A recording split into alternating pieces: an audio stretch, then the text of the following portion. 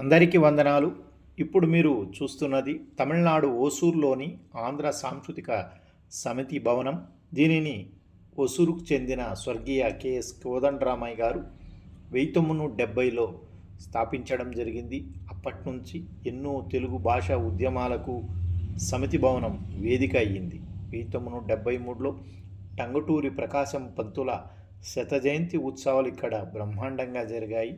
మండలి వెంకటకృష్ణారావు గారు, వావిలాల గోపాలకృష్ణయ్య గారు, ఆవుల సాంబశివరావు గారు, దేవులపల్లి రామానుజరావు గారు ఓసూరుకు రప్పించి ఉపన్యాసాలు కూడా నాడు ఇప్పించడం జరిగింది. శ్రీకృష్ణదేవరాయల పట్టాభిషేకోత్సవాలు ప్రారంభించి కవిశేఖరులు జంధ్యాల పాపయ్య శాస్త్రి, బోయి భీమన్న, జానుమద్ది హనుమశాస్త్రి, తల్లావజ్జుల కోదండ రామయ్య గారు, నిడదవోలు వెంకట్రావు గారు, సినారే ఇలా ఎందరో కవులు సమితి భవనాన్ని సందర్శించిన వారే.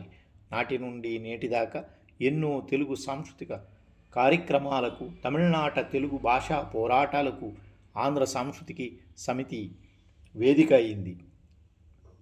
అందరికీ వందనాలు. నేను మీ అగరం వసంత్, ఓసూరు, తమిళనాడు. జై తెలుగు తల్లి.